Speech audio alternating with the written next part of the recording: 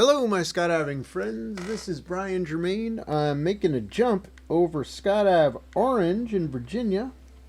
I'll be teaching a canopy course here in a few weeks on the 12th and 13th of April. So join me.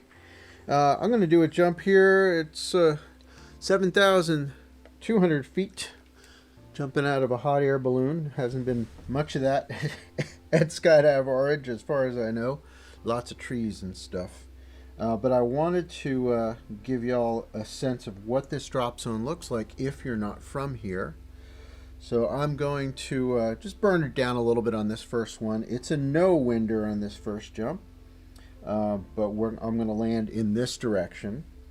All right, so let's get ready to wave off.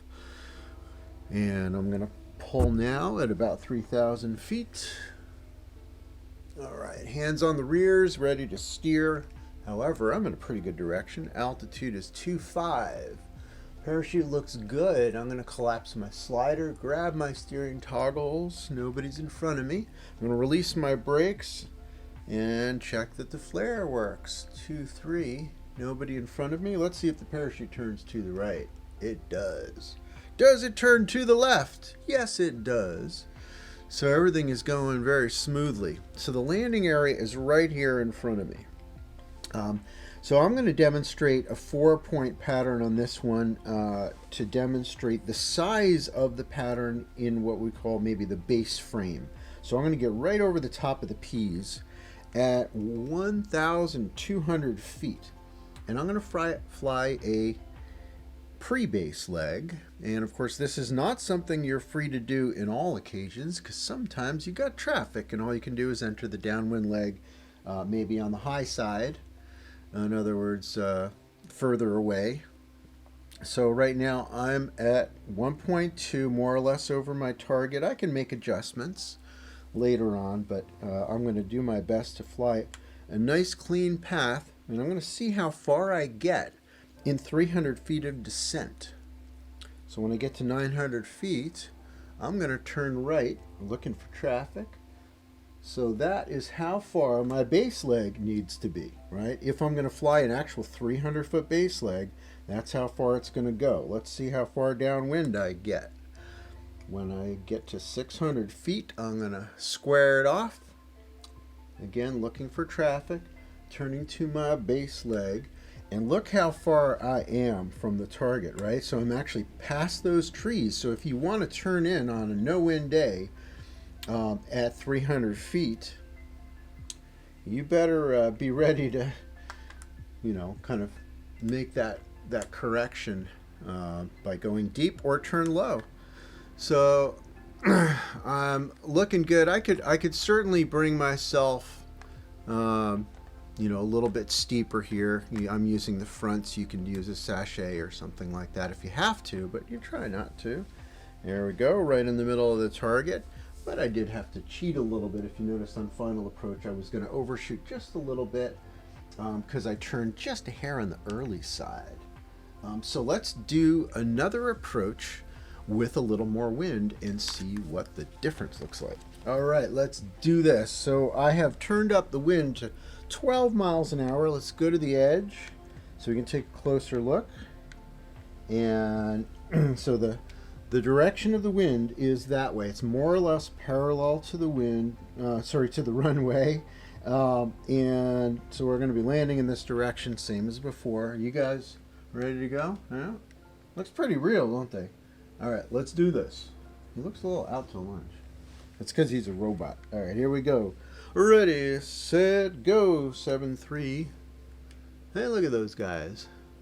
So I've got a little bit of time. I'm going to fly over near the AI skydiver. See if I can get a little closer. Nice. All right, I'm getting down to 5,000 feet. So although this is fun, I'm going to track off. Notice I've got an upwind spot.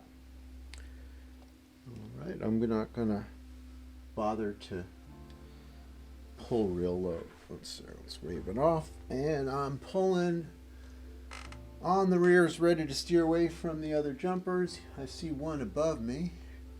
Okay, so first things first, I'm going to collapse the slider, unstow the toggles, and I might even choose to loosen up my chest strap. All right, so if you loosen your chest strap, there's a lot of significant benefits that we'll talk about in the course.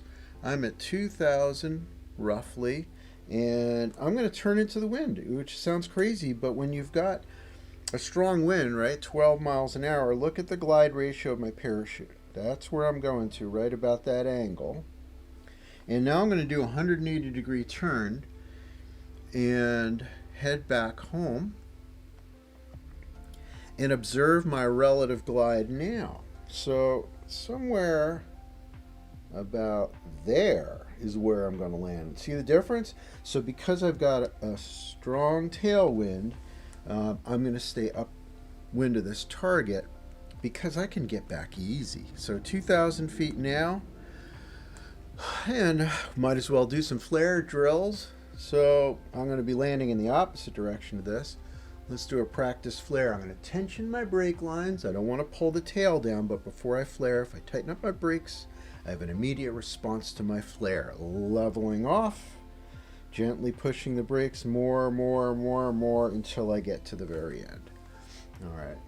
So I'm looking quite good. Now I'm not going to cross like I did last time over the center of the target. I'm going to cross a little higher up. It's going to be over here by the tarmac. I am kind of guessing a little bit, but at least this way I can get a sense of how far the parachute's going to go across the wind line. So, all right, now I'm currently crabbing a little bit so that I'm moving in this direction. I'm actually angled my parachute to the left a little bit, and I'm going to fly until I get down to about 900 feet. So 300 feet of descent in that pre-base leg will provide the offset that I want. All right. Now I have enough wind that I think it's going to be wise to make my turn a little bit on the early side. All right. So if I hold this heading, I'm drifting out to my left, but I can drift a little bit more by angling it out.